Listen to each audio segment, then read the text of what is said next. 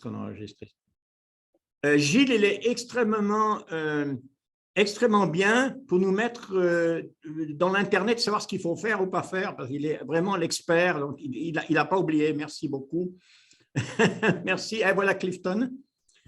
Clifton de Haïti, donc lui, comme Soro, ils sont inscrits dans le cours. Et Clifton, Clifton, tu as fait deux autres cours avec Christophe Muller, il me semble. 3 cours. Ah là, il va vite, Clifton. Et Christophe, c'est le professeur préféré de Clifton. Moi, je suis en 2e position. Mais je disais donc Clifton que Bren connaît Christophe, puisque c'est Bren qui a amené Christophe à la foi quand il était à Strasbourg. Donc, c'est bien de se rencontrer.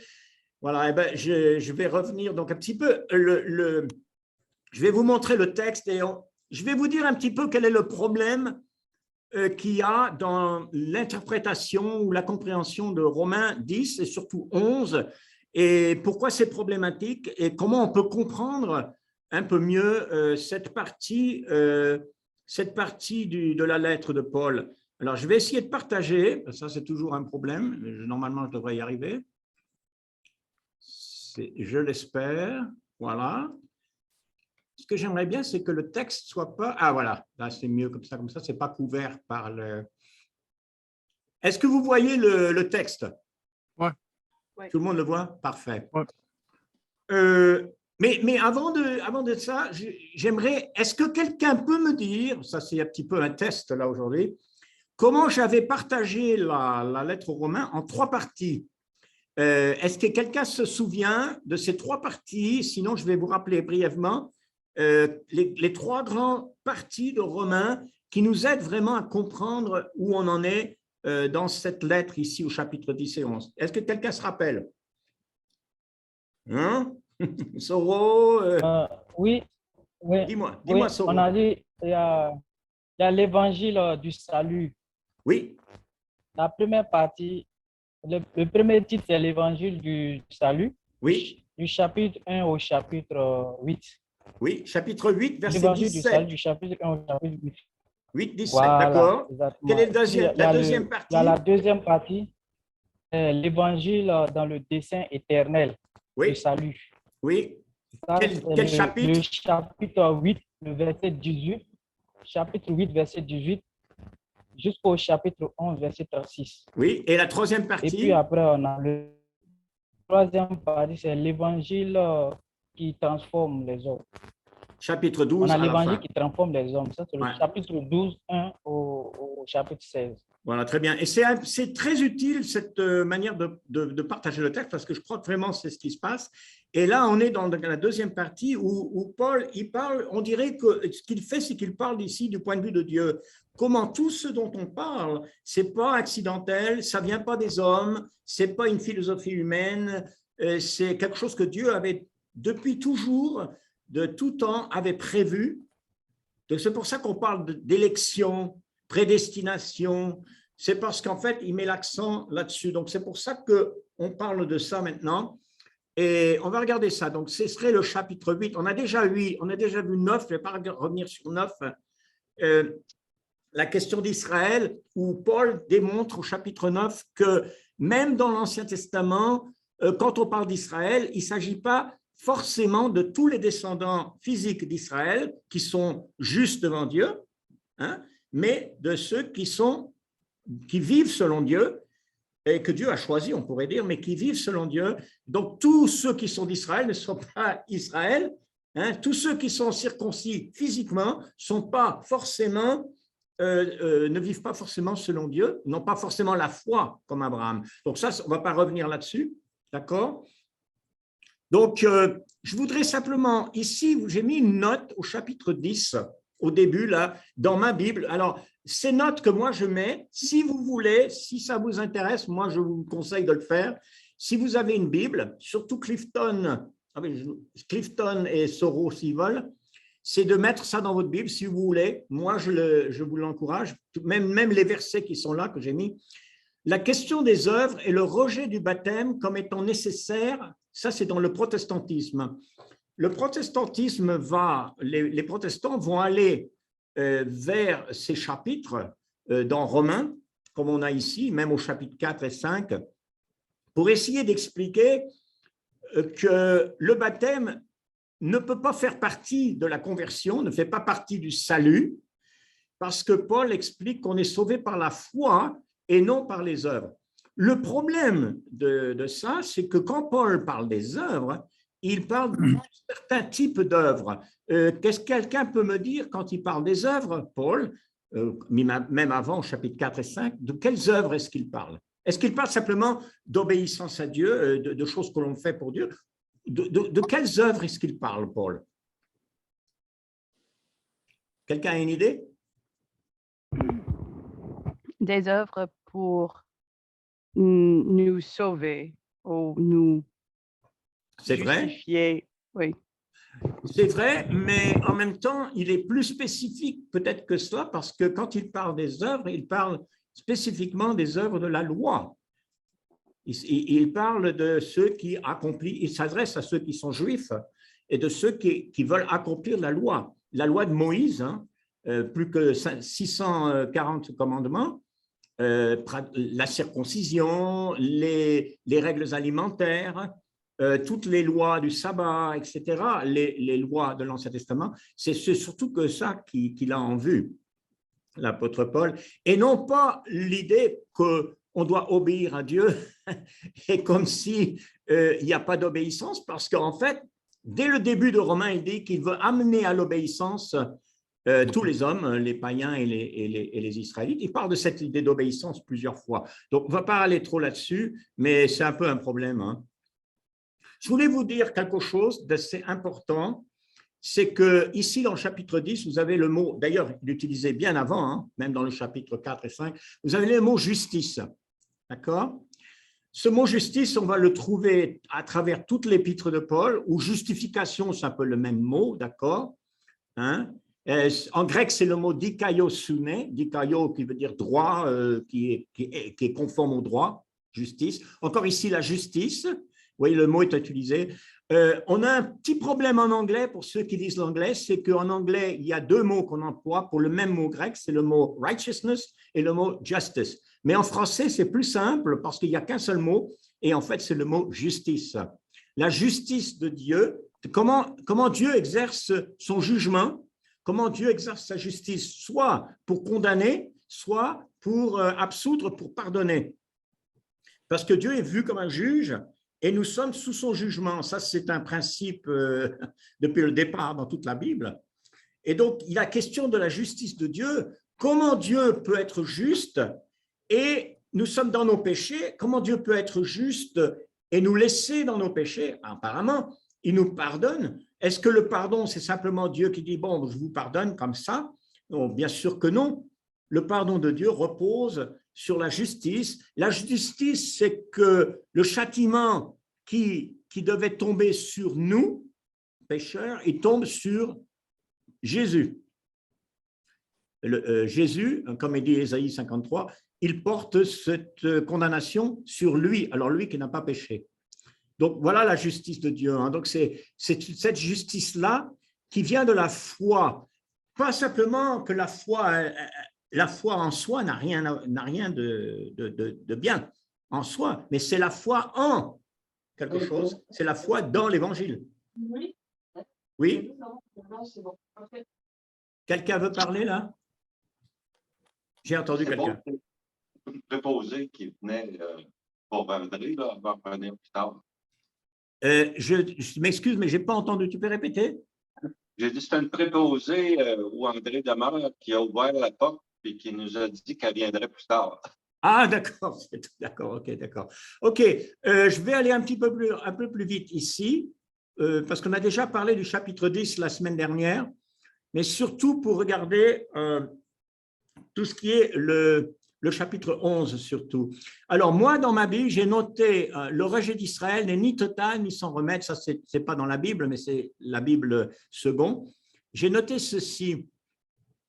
Alors, si vous regardez ma note, il dit le verset 12, souvent est pris comme une prophétie, ce verset 12, on va regarder ce verset, que tout Israël se convertira un jour, hein, avant le retour de Jésus. Donc, combien plus en sera-t-il de leur plénitude, hein, verset 15, verset 25, verset 26, cette idée-là, dans le chapitre 11, qui est là, elle est interprétée par beaucoup de gens comme étant pour l'avenir, pour le futur. Alors, regardons un petit peu ces versets. On va regarder. Alors, le verset 12 déjà. Où est-ce qu'on est ici? Je suis un peu mélangé avec ma Bible. Chapitre 11, d'accord. Ici, 16, alors rien. Voilà. Si leur chute a été la richesse du monde, et il parle des Juifs, et leur amoindrissement, la richesse des païens, combien plus en sera-t-il s'ils se convertissaient tous? D'accord? Cette traduction de second, ok? Vous notez d'ailleurs qu'il n'est pas futur, ce n'est pas quand ils se convertiront tous d'abord, mais s'ils se convertissaient tous, hein, c'est conditionnel. Oui, ça serait magnifique. Si tous se convertissaient, ce serait extraordinaire. Alors déjà cette phrase, et puis un petit peu plus loin. Mais je voulais simplement vous dire par rapport au texte qu'un petit problème, parce que le mot « convertir » n'est pas dans le texte. Hein. C'est le mot « pléroma hein. ». Qu'en sera-t-il de leur plénitude? Donc, quand on met le mot « convertir », là, bon, ça peut être conversion, mais ce n'est pas certain. C'est un petit peu difficile, ce texte, d'accord? Mais si vous regardez les versets 15, d'accord, 25 et 26 qu'on va regarder, regardez le verset 15. D'ailleurs, je peux peut-être demander même à quelqu'un de lire le verset 15. Est-ce qu'il y a quelqu'un qui peut nous le lire? 11, 15. 15.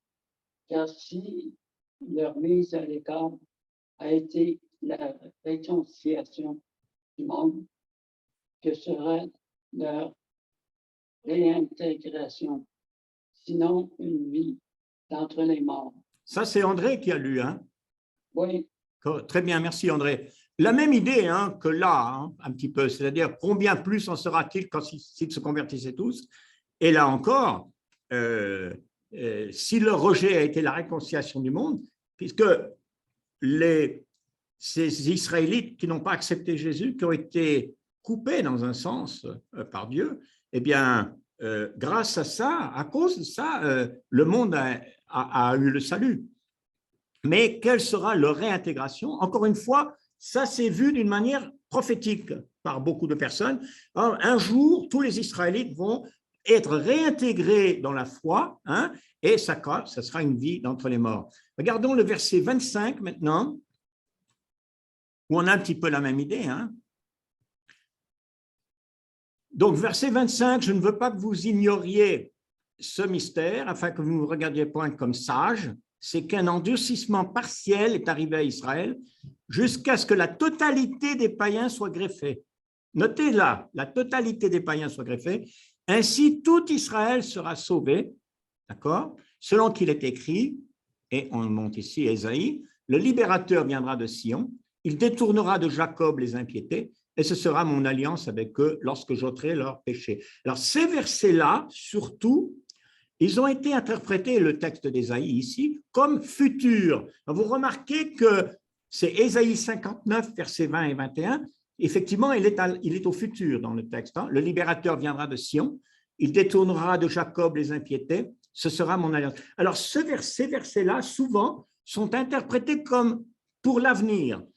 Ça arrivera plus tard. Le problème, c'est que dans Ésaïe 59, effectivement, c'est au futur. Mais c'est parce qu'il s'agit d'Ésaïe. Donc, avant Jésus-Christ, il y a une promesse qui est faite par Ésaïe, et pas que par Ésaïe, par Jérémie, par tous les prophètes, qui viendra un libérateur de Sion, qui détournera donc les Israélites, en Jacob, dans l'impiété, et fera une nouvelle alliance avec eux et ôtera leurs péchés. Alors, la question, c'est est-ce que cette alliance, elle a été faite déjà, ou est-ce que c'est une alliance pour l'avenir? Alors, beaucoup de personnes ont enseigné hein, dans le passé qu'en fait, il y aura une alliance qui va être faite avec Israël, qui vont tous être sauvés et que ça va se passer, disons, plus ou moins avant que Jésus revienne. Donc, si vous voulez, c'est interprété d'une manière pour l'avenir, on peut dire eschatologique, alors qu'en fait, il s'agit plutôt de spirituel. Il s'agit de parler du salut. Donc, j'ai marqué ici, cette alliance existe déjà. Ceci n'est pas une prophétie de la fin des temps, mais c'est utilisé comme ça. Surtout quand vous voyez ici, quand il dit ainsi tout Israël sera sauvé. Quand on voit ça, comment est-ce qu'Israël va être sauvé? D'abord, tout Israël. Déjà, si on prend tout Israël, on pense tous les Israélites vont être sauvés.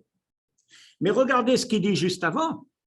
La totalité des païens soit greffée. Est-ce que ça veut dire que tous les non-juifs vont être sauvés? Ils vont tous, la totalité, vont tous être greffés sur Israël, sur les patriarches? On sait bien que non. Ce n'est pas tous les non-juifs qui vont être sauvés, c'est clair. Donc, je dis encore, Paul décrit une réalité spirituelle et non pas une chronologie liée au retour de Jésus. Voilà comment Dieu veut sauver juifs et gentils. Comment? D'abord, il a été rejeté, Jésus-Christ, pas par tous les juifs d'ailleurs, mais par une catégorie, surtout les dirigeants, les prêtres. Il a été crucifié, pas seulement par les prêtres, mais aussi par les Romains, hein, par Pilate. Donc, il y a un rejet de Jésus. Par ce rejet, Jésus est crucifié et le salut devient accessible pour tout le monde par la croix. Mais quand les païens, les non-juifs se convertissent, c'est un encouragement pour les juifs de dire, alors et nous, est-ce que nous aussi on va obéir à l'évangile? Et c'est ce qu'on voit dans les actes, ce qui se passe. Parce que dans les actes, vous voyez que quand Pierre y prêche, il y a 3000 qui sont convertis déjà dès le départ. Est-ce que ces 3000 sont des juifs ou des non-juifs? Qui est-ce qui connaît la réponse? Les 3000 qui sont baptisés dans les actes, ce sont des juifs ou des non-juifs? Des juifs. Qui est-ce qui a parlé là? André. C'est André, merci André. Ce sont des juifs, effectivement, venus du monde entier, des juifs pieux, venus du monde entier qui se sont convertis. Et on continue le livre des actes et on voit qu'il y a des prêtres en grande quantité qui se convertissent, encore il y a d'autres qui se convertissent, et puis progressivement, hein, dans les synagogues, il y a les conversions, et puis on voit petit à petit, pas tout de suite, on voit que les païens, les non-juifs aussi commencent à venir à la foi. Alors, de prendre ces versets comme prophétiques de l'avenir, parce qu'à cette époque, quand vous avez eu ces interprétations qui viennent surtout de Scofield et Darby, je vous donne les noms comme ça, hein. Darby, donc, qui a fondé les darbistes, connaît des gens très, très bien d'ailleurs. Moi, j'ai beaucoup d'amis darbistes qui vivent dans la région de Genève parce que les darbistes étaient très forts dans cette région. J'ai des amis personnels qui sont darbistes, qui sont des frères, on les appelle les frères. Ils sont très bien, très gentils. Mais cette interprétation de Darby et Scofield, qui était, lui, américain, les deux ensemble, est problématique parce qu'ils ont vu ces versets dans le chapitre 11 et ils ont vu ça comme prophétique concernant Israël, l'avenir, le retour de Jésus. Il n'y a rien dans ces versets qui parlent du retour de Jésus, de la fin des temps et des choses comme ça. Ce que Paul est en train de dire, c'est ce qu'il dit au verset 31. Regardez le verset 31 du chapitre 11. « De même, ils ont maintenant désobéi, afin que par la miséricorde qui vous a été faite, ils obtiennent aussi miséricorde. » Quand? Dans l'avenir, avant le retour de Jésus, ou maintenant? Est-ce que Paul parle d'une réalité quand il parle de l'alliance? L'alliance, est-ce que c'est une alliance qui va y avoir ou est-ce que c'est une alliance qui a été faite? Alors, dites-moi une question que j'aimerais qu'on discute un petit peu et je vais arrêter de partager ici, hein, pour qu'on puisse un peu se voir, si j'arrive à arrêter ça, voilà. Voilà, on peut se voir, c'est un peu préférable parce que maintenant, je ne voyais pas Clifton avec tout le monde, là, et lui, il avait disparu, là, Clifton. Est-ce que l'alliance qui est citée en Ésaïe 59, quand Dieu promet une nouvelle alliance dans l'Ancien Testament, est-ce qu'il en promet 2, 3 ou 4? Combien d'alliances que Dieu promet dans l'Ancien Testament? Combien? Une, ok. C'est bien. Non, il n'y a qu'une alliance. Il y a une ancienne alliance, on connaît l'alliance de la loi, et il y a une nouvelle alliance qui se fait par Jésus. Si on lit très attentivement le Nouveau Testament, il n'y en a pas 3. Il n'y a pas 3 alliances. Alors, le meilleur texte pour ça, si vous voulez un jour regarder, c'est Hébreux, chapitre 8, hein, où il cite Jérémie 31, qui annonce une nouvelle alliance. Il dit, cette nouvelle alliance, hein, elle est déjà faite. Bien sûr qu'elle est déjà faite. Alors, je vois qu'Abounia est là, mais il n'a pas mis son... Il ne peut peut-être pas parler. Ask to unmute. Je vais lui dire de mettre... Et s'il pouvait, peut-être qu'il peut parler aussi. Alors, voilà, donc c'est assez simple à comprendre. Est-ce que vous avez des choses à dire là-dessus? Parce que j'ai beaucoup d'amis qui pensent différemment, bien sûr. Ça ne m'empêche pas d'être amical. Hein. J'ai des différences de compréhension de la Bible, mais vous savez, quand on évangélise, quand on enseigne, c'est très important de rester amical. On n'a pas besoin d'être agressif, on n'a pas besoin d'attaquer, on n'a pas besoin d'être en guerre avec les gens, parce que la Bible, la parole, il faut la partager dans la vérité, mais aussi avec amour.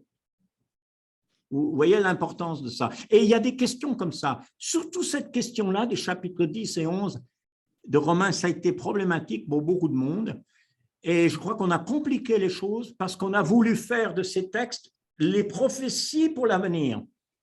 Mais à l'époque, quand vous lisez Scofield, Darby, vous voyez que leur manière d'interpréter la Bible est très concentrée, focused, on dirait en anglais, j'oublie mon français, concentrée sur le retour de Jésus. Ça devient la grande doctrine importante au 19e siècle, hein, parce que c'est l'époque, en 1800, les années 1800, la grande doctrine qu'on insiste, qu'on enseigne partout, dans toute la Bible, c'est toujours le retour de Jésus, l'avenir, la fin des temps. C'est vrai que la Bible parle de la fin des temps, de l'avenir, mais je pense qu'il n'y a pas que ça, et qu'on lit la Bible de cette manière peut devenir un problème. J'aimerais qu'on discute un petit peu de ça. Si vous avez, vous, des choses à ajouter, peut-être Brian, peut-être quelqu'un d'autre, j'aimerais bien vous entendre. Oui, Gilles? Tu as parlé plusieurs fois de la justice avec un grand J. Là. Oui.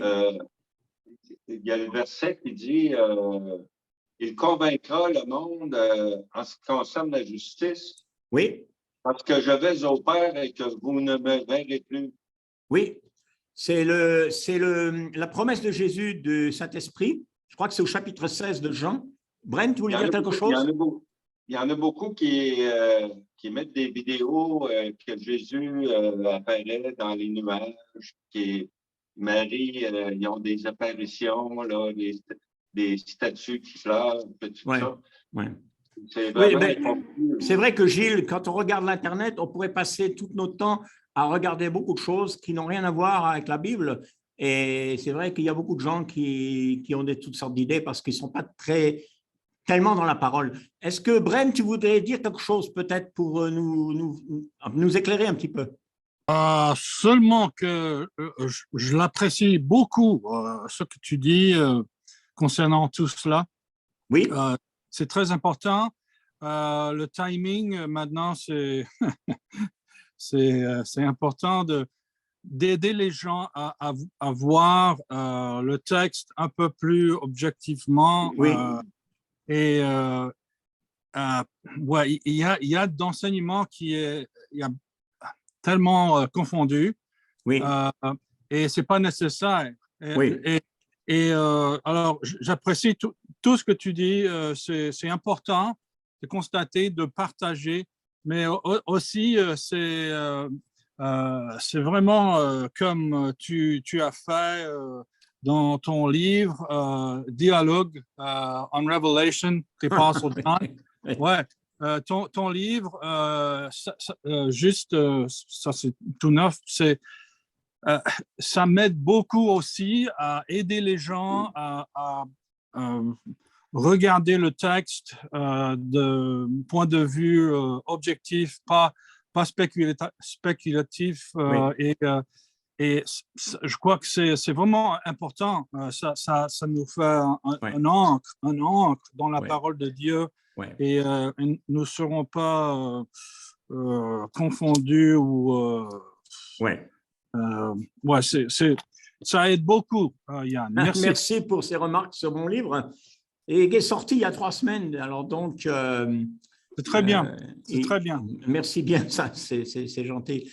Oui, ben, il y a Gilles qui m'a demandé si si on peut le traduire, moi, je pense que si on trouve un volontaire, je suis tout à fait d'accord, mais pour l'instant, je ne suis pas volontaire pour le traduire en français. Peut-être Christophe peut le faire. Ah, Christophe, oui, ben voilà, ben tiens. Il a fait 6 ou 7 livres maintenant, d'anglais en français. Oui, tu parles de Christophe Cascal. Non, Muller. On a 2 Christophe, alors je ne sais pas toujours lequel, parce que Christophe Cascal, lui, il traduit les textes de Braine sur le leadership. Ah ouais.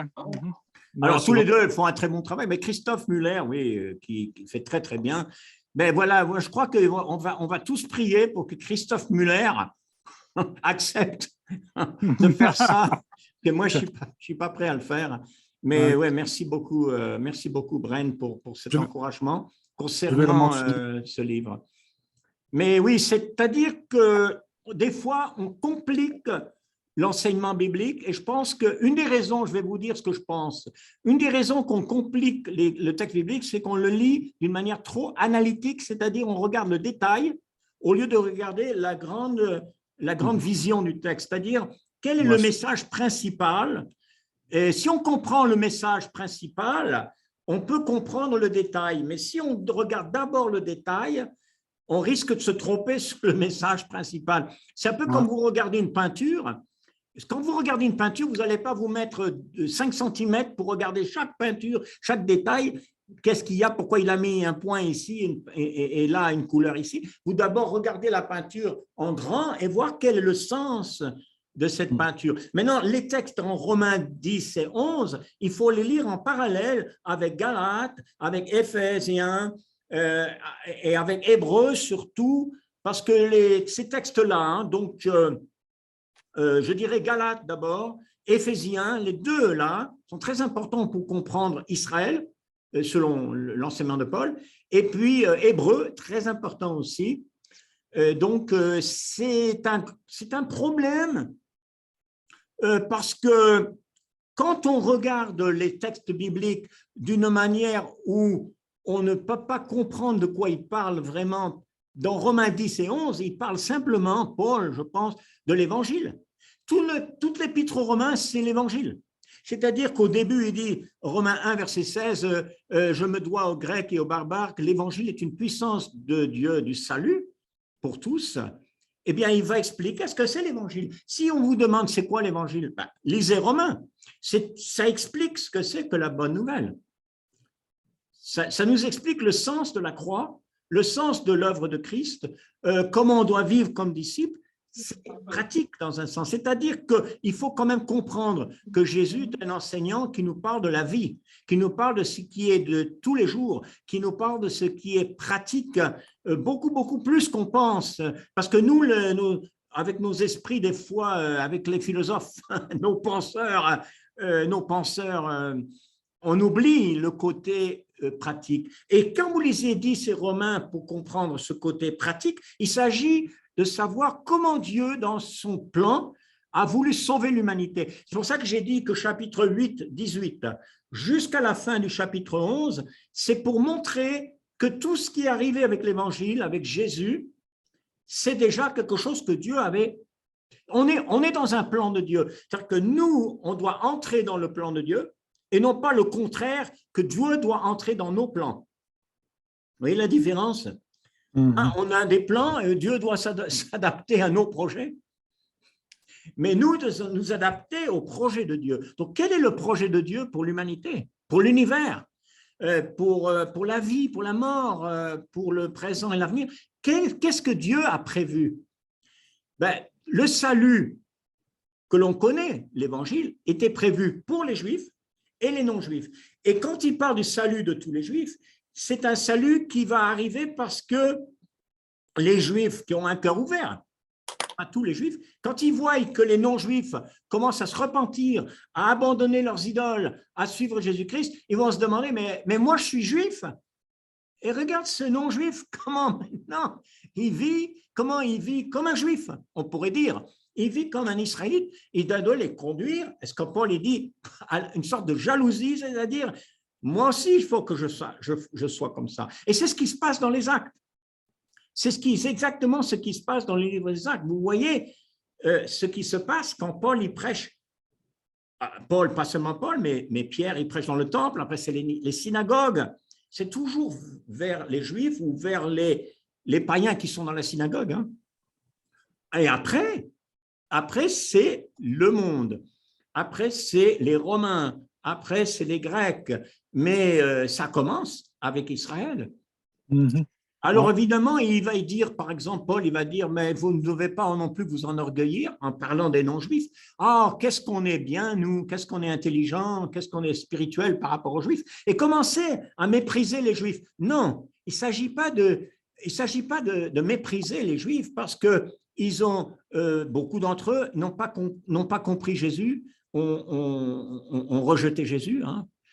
Eh bien, ça, c'est pas pour nous d'être dédaigneux ou orgueilleux.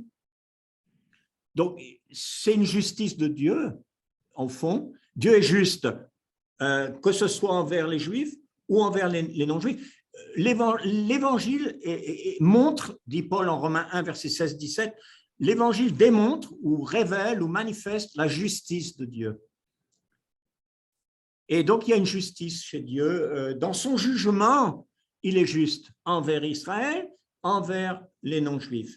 En tout cas, il n'y a pas deux peuples de Dieu, il y a un peuple de Dieu, mais aussi, et peut-être c'est important d'en parler, c'est que nous, les non-juifs, on est dans la nouvelle alliance. Et ça, c'est une question peut-être qu'on peut parler, mais la nouvelle alliance, beaucoup de chrétiens même pensent que la nouvelle alliance a été faite avec les païens.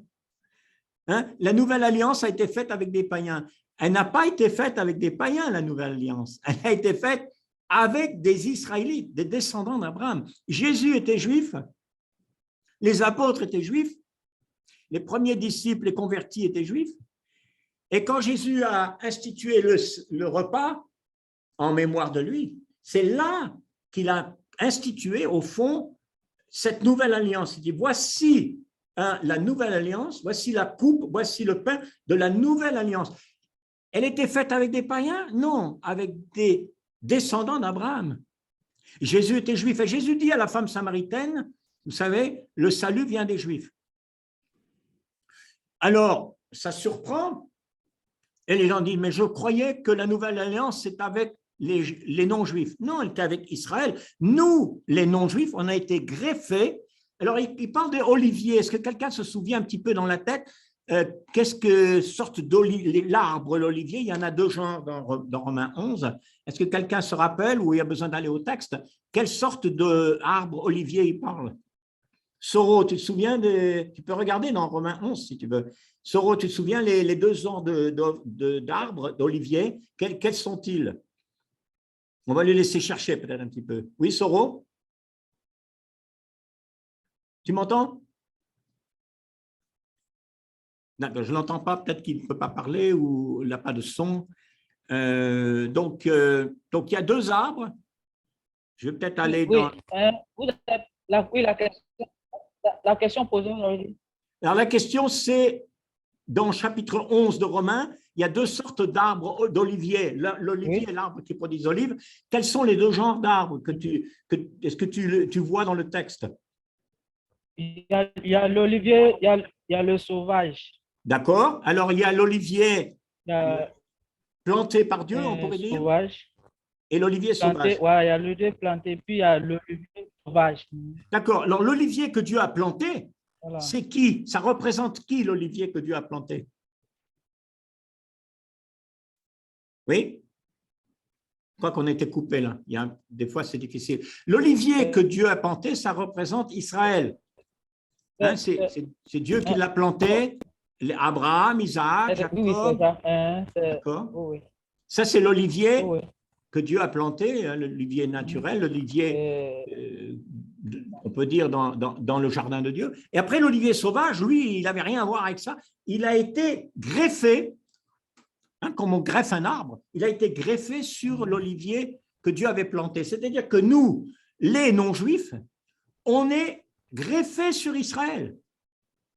C'est pas que, et ça c'est très important, c'est pas que la nouvelle alliance qui concerne l'Église, que c'est une nouvelle alliance qu'avec des non-juifs, et les juifs restent dans un sens à part, comme s'il y avait deux peuples de Dieu. Il n'y a pas deux peuples de Dieu.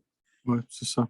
C'est important, un peuple de Dieu, parce que maintenant, il n'y a plus qu'un arbre. Un arbre avec l'arbre d'origine, parce que pourquoi Paul dit dans Galates 3, hein, vous qui êtes à Christ, il n'y a plus ni juif, ni grec, ni homme, ni femme, ni esclave, ni libre, mais vous êtes tous enfants de Dieu, et vous êtes postérité d'Abraham et héritier selon la promesse. C'est quand même clair, on est postérité d'Abraham. Alors, si je parle, j'ai fait des études d'hébreu avec un rabbin, il y a très longtemps de ça, et on avait beaucoup de discussions là-dessus, et finalement, avec même cet ami qui était rabbin à Dijon, il était à la synagogue. D'ailleurs, moi, je suis allé à la synagogue plusieurs fois, c'était très amical. Eh bien, c'est vrai que quand on comprend les textes de Paul, il faut comprendre que Paul parle d'un point de vue d'un juif qui a été juif et qui comprend le raisonnement et qui comprend l'Ancien Testament. Mais il n'y a rien à dire, parce qu'en fait, quand le rabbin parlait avec moi, il dit, mais c'est vrai que finalement, les païens, les non-juifs, ils occupent une place très importante dans l'Ancien Testament. Et bon, ce n'est pas seulement l'histoire de Jonas, mais je vais vous dire où. Eh bien, vous relisez les psaumes et vous allez voir combien de fois les psaumes parlent que Dieu va chercher, va ramener à lui les païens, les gentils, les non-juifs, et qui vont le louer et l'adorer. On peut se poser la question, mais qu'est-ce que c'est que cette histoire de non-juifs, tout le temps dans les psaumes, qui reviennent et qui viennent adorer? C'est l'œuvre de Jésus. Et ce n'est pas étonnant que Paul cite les psaumes autant de fois, si on ne peut pas regarder ça en détail, mais si vous regardez Romains, vous verrez par exemple, même dans les 3 premiers chapitres, que 80% des citations de Paul, et même dans toute l'épître aux Romains, ça vient des psaumes. Ça vient des psaumes.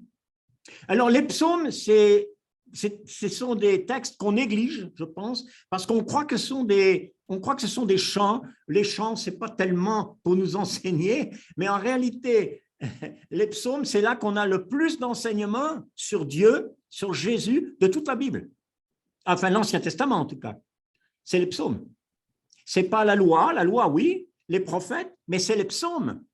Et si vous regardez les citations que Jésus lui-même fait, ou Matthieu, vous verrez que les psaumes, c'est toujours en premier. Hébreu, pareil. Donc, c'est très important, c'est ce que j'explique, parce que nous qui enseignons, par exemple, Soro, tu vas enseigner, tu as une petite église, là tu es, peut-être Clifton un jour aussi enseigne, peut-être chacun de nous, il faut bien essayer de comprendre les psaumes, de voir à quel point les psaumes sont messianiques, c'est-à-dire que c'est vraiment l'œuvre de Jésus qui est presque dans chacun des psaumes. Donc voilà, c'est un peu ce que je voulais vous encourager à regarder. Donc vous voyez ces chapitres 10 et 11, vous pouvez les relire. Regardez le cours de Dole parce qu'il explique il explique bien aussi, un petit peu différent à sa manière. Et il va verset par verset. On ne regarde pas trop nous, parce que le but du Zoom, c'est discuter le texte, hein, ensemble, les questions. Ce n'est pas de regarder le texte que Dole a fait, qui est très bien, le cours. Vous le regardez, vous regardez les questions, vous le faites, ça c'est votre travail à ceux qui sont là. Mais on voulait, nous, regarder le texte. Alors, avant qu'on se sépare, je vais revenir sur le texte, si ça marche, ça devrait marcher, et voir s'il y avait éventuellement d'autres questions que vous auriez par rapport à tout, parce qu'on n'a pas regardé, on n'a pas tout regardé. Bon, il parle toujours de la même chose. Israël, ce sont la racine. Nous sommes les branches. Vous vous rappelez d'ailleurs que Jésus a dit que nous sommes les branches et lui, c'est la vigne. Alors, il dit par rapport aux non-juifs, au verset 20, « Ne t'abandonne pas à l'orgueil, mais crains. Car si Dieu n'a pas épargné les branches naturelles, c'est l'olivier naturel, on nous a parlé Soro, les branches, l'olivier naturel, l'olivier que Dieu a planté, il ne t'épargnera pas non plus. Donc, considère la bonté, la sévérité de Dieu, sévérité envers ceux qui sont tombés, et bonté de Dieu envers toi, si tu demeures dans cette bonté. autrement tu seras retranché. Vois, non-juif, fais attention, ne sois pas dans l'orgueil. Eux de même, s'ils ne persistent pas dans l'incrédulité, ils seront greffés, car Dieu est puissant pour les greffer à nouveau. Ça veut dire que l'Israélite, s'il a été incrédule, il peut être regreffé à nouveau. Dieu a le pouvoir de faire ça. Dieu peut faire ce que nous, on ne peut pas faire en tant qu'être humain. Hein. Donc, si toi, tu étais coupé de l'olivier naturellement sauvage et greffé contrairement à ta nature, sur l'olivier cultivé, à plus forte raison, eux seront-ils greffés selon leur nature, sur leur propre olivier. Et j'ai marqué une petite note, ça c'est spirituel et non pas prophétique. C'est-à-dire que Darby, Scofield et beaucoup des évangéliques, quand ils lisent ça, ils disent qu'un jour, tous les Israélites vont se convertir et que ça, c'est un programme de la fin des temps. Quand on verra Israël, que tous les Israélites vont se convertir, ça voudra dire que Jésus va revenir. Je ne crois pas qu'on peut montrer dans la Bible qu'il y a un lien entre ça, ici, et le retour de Jésus. C'est tout ce que je voulais dire là-dessus, mais c'est une grande difficulté pour les gens de comprendre ces textes. Donc, nous pouvons approfondir, on pourrait lire le texte de Dole, parce qu'il explique bien verset par verset, mais aussi, je vous encourage, Clifton, Soro, et puis il manque, qui est-ce qui était là? Ah oui, Camden n'est pas là. Relisez aussi le commentaire de Beatty, qui explique aussi très bien tout ça. J'ai marqué, je l'ai peut-être déjà dit, Paul décrit une réalité spirituelle et non pas une chronologie liée au retour de Jésus. Voilà comment Dieu veut sauver les Juifs et les gentils. Voilà. On continuera au chapitre 12 et vous savez que j'ai noté numéro 3, l'évangile qui transforme les hommes, chapitre 12 à 16. Si vous arrivez à vous rappeler de ces 3 grandes parties, ça va vous aider avec Romains. L'évangile qui sauve les hommes, chapitre 1 à 8, 17. L'évangile qui fait partie du plan de Dieu, Romains 8, 18 à la fin de 11. Et l'évangile qui transforme la vie des hommes, chapitre 12, 1 à 16, 27. Et cette partie-là est très pratique. Hein, vous voyez d'ailleurs dès le départ, je vous exhorte par les compassions de Dieu à offrir vos corps comme un sacrifice vivant, saint, agréable à Dieu, ce qui sera de votre part un culte raisonnable. Là, qu'est-ce que je fais dans ma vie concrète? Qu'est-ce que je fais concernant comment je traite mon corps, comment j'agis, le bien et le mal, vous voyez, pour que vous discerniez ce qui est bon, agréable et parfait. Donc, une dernière question, et on va parler la semaine prochaine de Romains 12 jusqu'à 16. Quand il dit que vous discerniez ce qui est bon, agréable et parfait, est-ce que vous pensez qu'il parle d'un point de vue théorique ou est-ce qu'il parle d'un point de vue pratique? Qu'est-ce que vous pensez? Bren, une idée? Pratique. Pratique.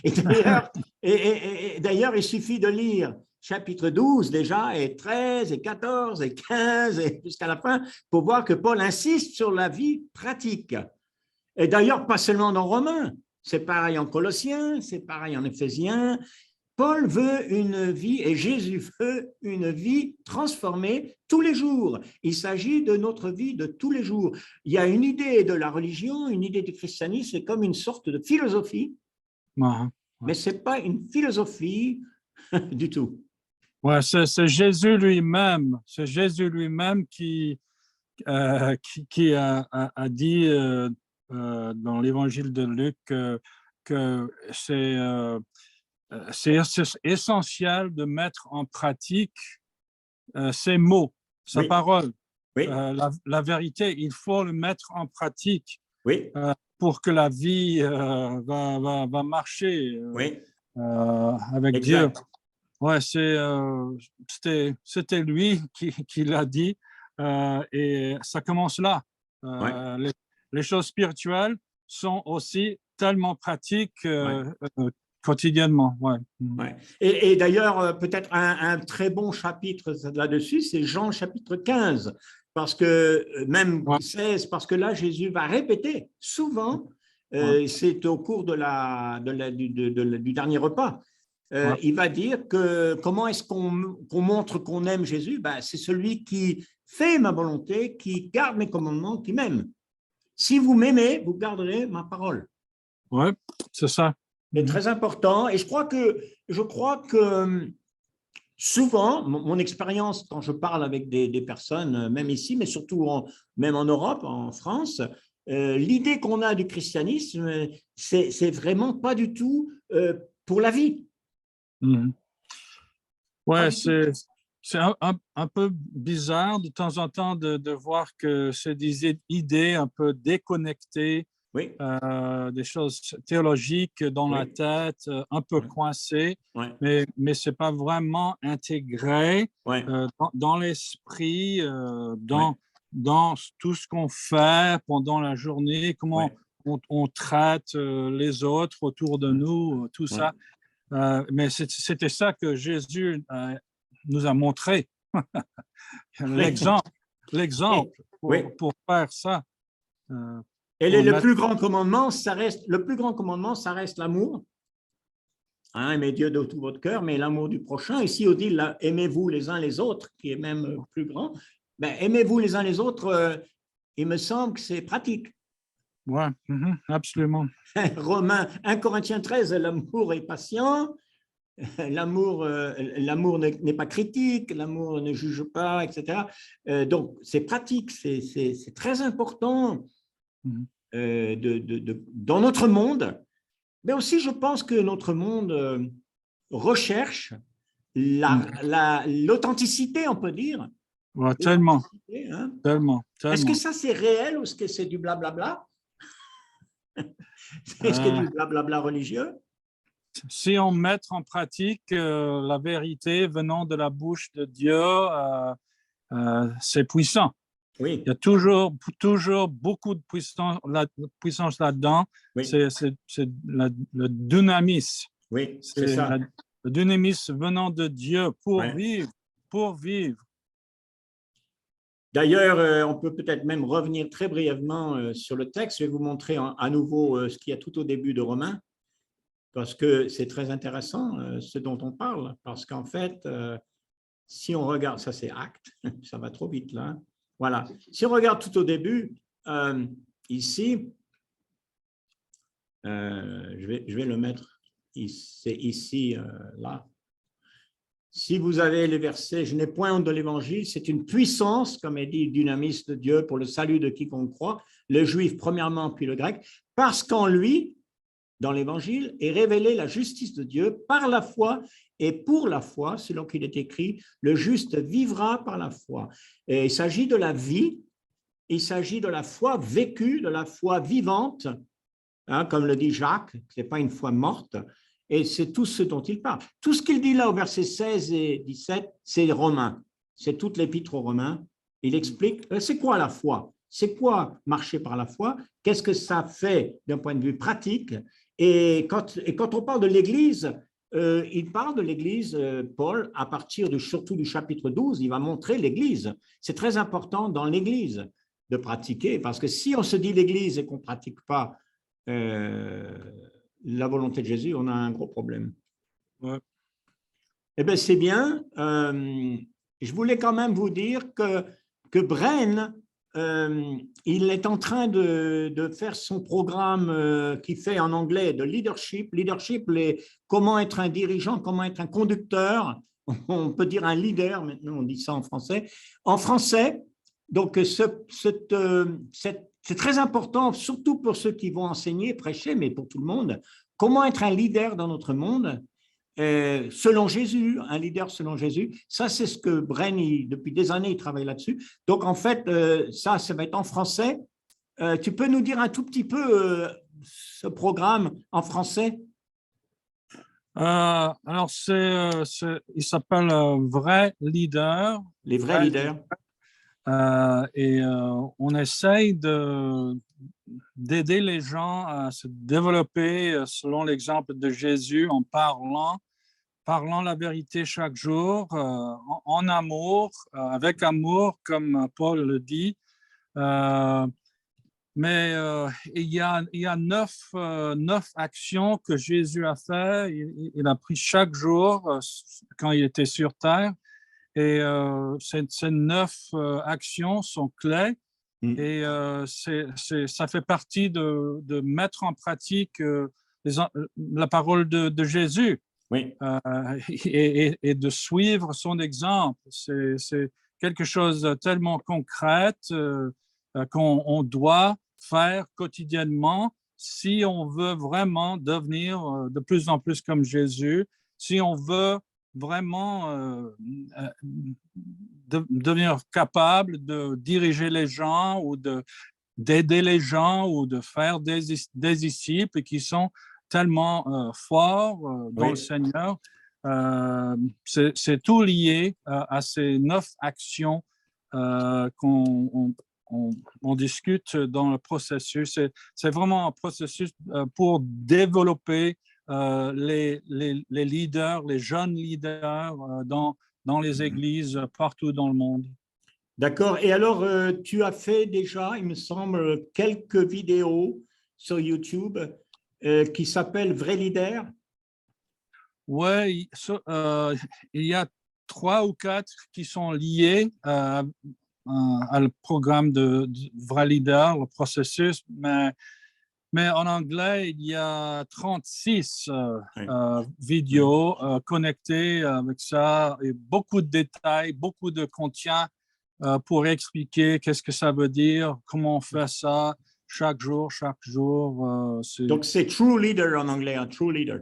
Oui, c'est ça. C'est sur YouTube. Il y a beaucoup de vidéos sur YouTube, Brent White, YouTube. Et on est aussi en train de faire ça en français. Oui, Gilles? Oui, j'aurais une petite question. Leader, j'ai de la misère un petit peu avec ça parce que dans ma tête, je traduis chef. Oui. Et, il y a beaucoup de dénominations qui ont des leaders. Oui. Ce serait pas plutôt le mot le plus approprié, ce ne serait pas conducteur ou transmetteur, ou je ne sais pas, en français, je veux dire. D'accord. Pour ne pas confondre avec les leaders des évangéliques ou des pentecôtistes. Je ne sais pas. C'est une question que je me pose. C'est une bonne question, Gilles. Intéressant. Oui, c'est intéressant.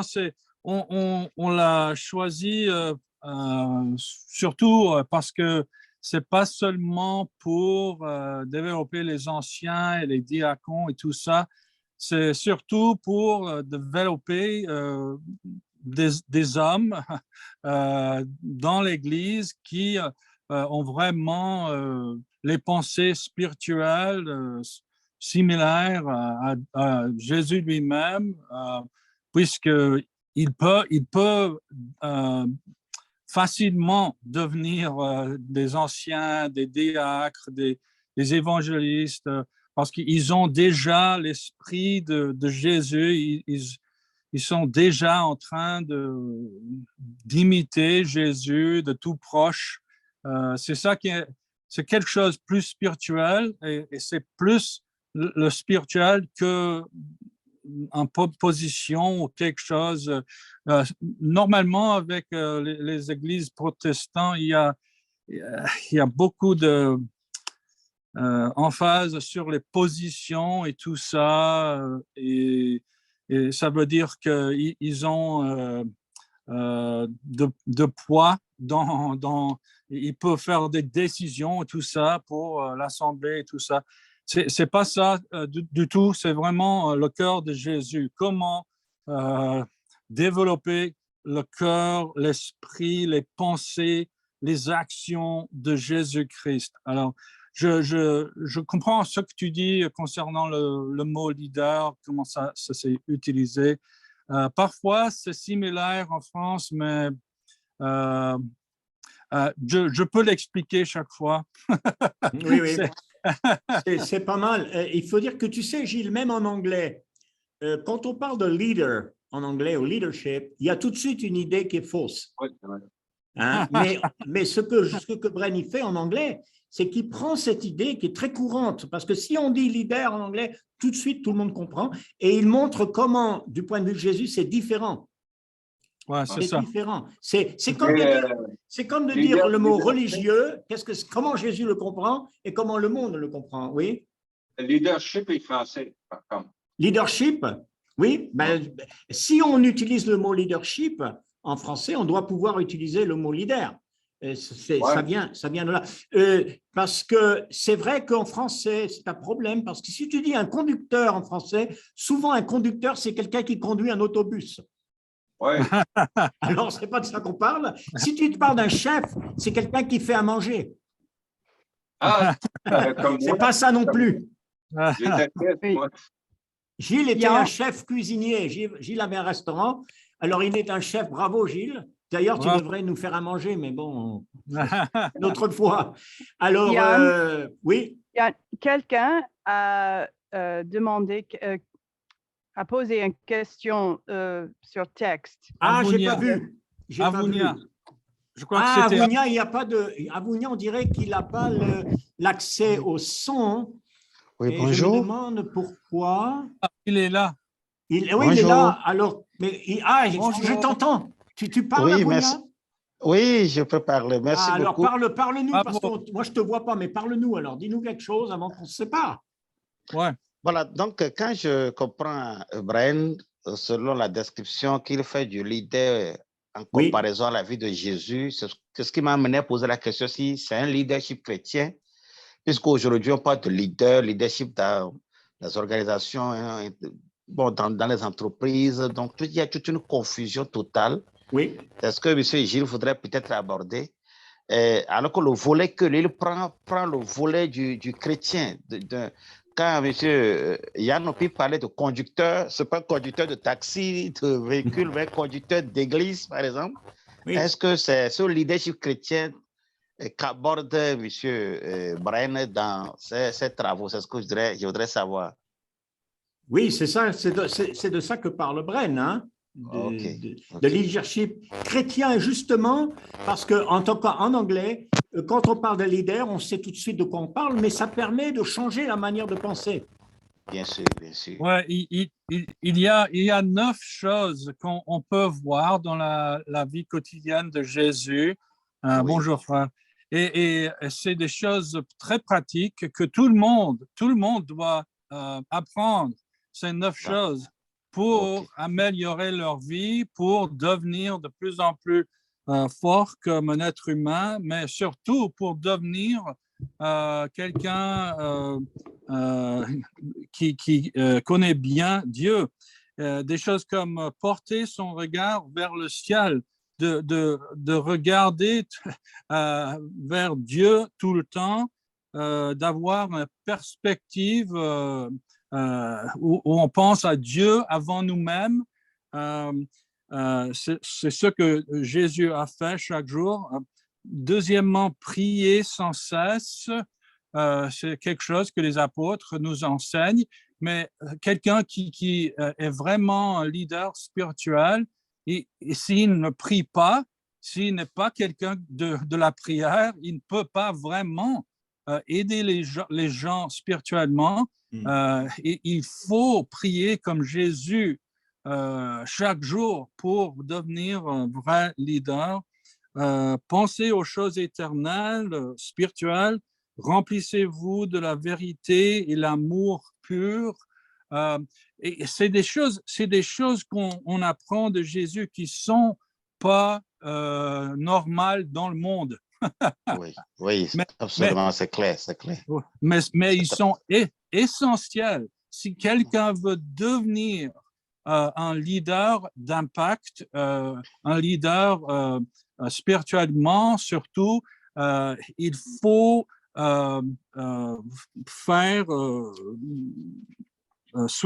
il faut suivre l'exemple de Jésus de tout proche et avec spécificité. Et parfois, ça n'existe pas. Il y a des anciens, il y a des diacres de temps en temps qui n'ont pas une perspective spirituelle, ils ne pensent pas aux choses éternelles, et il manque beaucoup de choses, ils ne prient pas. C'est ça qu'on essaye de faire avec des assemblées pour leur fortifier dans le Seigneur. Alors, Bren, il dit avec des assemblées, parce qu'en fait, ce qu'il fait, c'est qu'il va dans des assemblées, justement, faire des formations dans ce sens. Et d'ailleurs, je pense que j'aimerais, à un moment donné, peut-être qu'on puisse faire la même chose aussi dans le monde francophone, éventuellement au Québec, faire quelque chose comme ça. Et puis en France aussi, peut-être qu'on peut aller… en tout cas, on a le projet d'aller faire les choses un peu sur place, hein, sur le terrain. Ouais. Et puis, je crois que pour toi, Senghor, ce serait très bien si plus tard, tu peux être en contact avec Bren pour voir un petit peu cette formation qui est en train de se développer maintenant en français, parce que je pense que pour toi aussi, là où tu es, avec tous tes contacts et tout ton travail, ce sera utile pour pas seulement avoir une formation biblique, mais aussi une formation pratique pour le leadership, hein, parce que, bon… je vais essayer de joindre M. Bren. Oui, c'est ça, ce serait bien. Je vais lui écrire et puis on va échanger beaucoup. Tu peux donner ton email peut-être, Bren? Ah ouais, ok. OFW mission avec un S. Ouais, OFW mission avec un S. A gmail.com. @gmail.com. D'accord,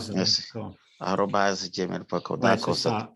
Ce serait bien d'être en contact. Donc, voilà. Et donc, oui, Gilles. Oui, c'est parce qu'on a parlé de greffe tantôt, puis je cherchais le sec, parce que Jésus avait dit, je suis le sec pour les serments. Oui, dans Jean 15, oui. Moi, j'ai les serments, j'ai Jean 15, oui, verset 4 et verset 5, mais j'ai trouvé aussi Ézéchiel 17, verset 6, qui en parle de cette venue de Jésus-Christ de Sion. Sion, ah oui, bien sûr, mais c'est aussi cité dans Romains, ça. Oui, Ézéchiel 17, verset 6. Ce rejeton poussa et devint un cep de vigne étendue, mais d'une taille abaissée. Ses branches étaient tournées vers l'aigle et ses racines demeuraient sous lui. Il devint un cep de vigne, donna des jets et produisit des sarments. Ah, c'est très bien ça, Gilles. Tu peux répéter la référence? Ézéchiel, quel chapitre?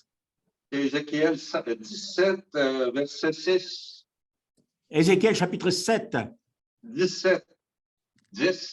Ah, 17, chapitre 17. D'accord, d'accord. Ouais, ça, c'est très, très bien. Oui, effectivement, d'ailleurs, l'image de la vigne, elle est à travers tout l'Ancien Testament. Hein. Je peux vous dire aussi, Ésaïe, chapitre 5, Dieu a planté une vigne. Si elle ne produit pas de bonnes grappes, il va l'arracher et planter une autre. Je veux dire, comme n'importe quel paysan qui le fait, parce que moi, j'ai vécu longtemps dans le sud de la France, et tout autour de moi, il y avait des vignes. Et de temps en temps, les vignerons venaient et ils arrachaient carrément les vignes pour en replanter de nouvelles. Quand ils ne portaient pas de bons fruits. Donc, oui, ça aussi, c'est très concret. Hein. Le langage de la Bible est souvent agricole. Et c'est très utile. Senghor est d'accord. Senghor, je suis d'accord. Qui est un professeur de français d'ailleurs, il a 2 maîtrises. Donc la littérature, il est au courant. Il écrit de la poésie aussi. Bravo Senghor pour la poésie parce que c'est pas facile. Et moi j'aime beaucoup les poèmes de Senghor. Il a dit de travailler dans les champs, de travailler dans les champs de Dieu en semant. C'est ça, Gilles. C'est ça. La semence, toutes ces images sont des images agricoles. Et l'agriculture, c'est naturel, c'est le monde de Dieu. Ce n'est pas des images comme dans les usines ou dans le bureau. Donc, quand on parle de leadership, on ne parle pas du leader dans le management bureaucratique, mais on parle du leader qui est même le paysan, qui sait comment s'occuper de ces terres et de ces vignes pour qu'elles produisent du fruit. C'est ça. Et Jésus, d'ailleurs, il est comparé non pas à un manager, mais il est comparé à un berger. Un berger, Ouais, voilà, c'est la ça. bergerie. Ouais, c'est ça. Merci beaucoup. Les c'est ça. anciens sont des bergers. Un berger. Donc, j'aime beaucoup ce mot et donc ça, c'est dans toute la Bible. Il veille sur le petit troupeau. Qu'est-ce que tu dis, Gilles? J'ai dit, il veille sur le petit troupeau. Oui, il veille Voilà. sur le troupeau. Oui, ça, c'est bien. C'est bien. Oui. Très bien. Exact. C'est exact. Exact, oui, c'est bien. Ben, c'est bien. Est-ce que donc moi on va faire une prière. Ben, puisque Senghor, tu es là, est-ce que tu pourrais, à moins qu'il y ait autre chose avant qu'on termine, la semaine prochaine, il y aura à nouveau la classe. Ça sera le chapitre 12. Hein, Oui. On commence Oui. la partie de Romains qui est la vie transformée. Donc, chapitre Oui. 12, et puis on parlera de ça. Et je serais content qu'on ait encore peut-être Camden, je crois qu'il n'était pas là aujourd'hui, mais j'espère qu'il pourra être là. Ok. Donc, tu n'as pas d'autres questions? Je vais demander à Senghor de nous conduire en prière. Ok. Prions. Père de gloire, nous te disons merci.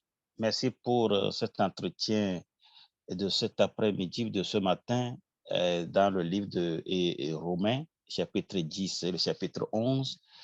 Et tout ce que nous avions appris dans ce livre, que cela nous travaille et que ça nous accorde une maturité spirituelle pour que nous puissions progresser dans la vie du Seigneur. Merci beaucoup pour Yann qui a conduit cette étude brillamment. Merci pour les auditeurs, tous les intervenants qui ont apporté beaucoup de choses pour enrichir cet enseignement. Nous les remettons tout dans ta puissante main. Si tu tardes à venir, nous allons encore nous retrouver la semaine prochaine pour continuer avec le chapitre 12 jusqu'à la fin. C'est le volet pratique de ce livre pour que nous puissions en être des bénéficiaires et que tu nous vois comme des vrais pratiquants dans ta maison. Merci beaucoup pour l'enseignement et nous te prions et te remercions, te disons merci et nous avons prié au nom puissant de Jésus. Amen. Amen, merci. Amen. Oui. D'accord. Soro, si tu t'encourages à être en contact avec Senghor, parce qu'il y aura peut-être un bon contact entre vous. Il travaille là-bas, donc pas seulement au Togo, mais tout autour. Là, Senghor, il a fait aussi les études bibliques dans l'école du Akpabli à Bénin. C'est ça? Oui. Oui. D'accord. Donc, Amen. je vous encourage à être en contact, toi, Soro, et puis Senghor. Ça vous encourager et puis voir ce que vous pouvez faire. Alors que Dieu vous garde et je suis toujours en contact si vous avez des questions. Oui, Soro. Je vais que tu as levé la main. C'est pour dire au revoir ou pour poser une question? Oui, ok. C'est ça pour dire que non, c'est pas pour dire que j'ai compris. Non, juste, ça pour dire que je suis d'accord avec ce que vous avez. D'accord. Pas de problème. Et pour toi d'ailleurs et pour Clifton, je vous encourage à réfléchir à votre dissertation, hein, pour commencer à travailler là-dessus. Et puis, on se voit la semaine prochaine. Donc, je vous envoie le courriel lundi pour vendredi prochain. Au revoir, André, Sarah. Très content de votre présence. Vraiment, ça me fait plaisir. Et Gilles. Et puis Laïcha, bonjour au Texas. Moi aussi, je suis au Texas. Bren, à bientôt. À bientôt. Hein. Merci. Oui. Merci tout le monde. Voilà, et Clifton, le bonjour à Haïti. Là-bas, on va prier pour Haïti. Hein. Il y a bien besoin. Ouais. Bon courage à toi. Allez, salut tout le monde. Ouais. Bonne journée. Oui.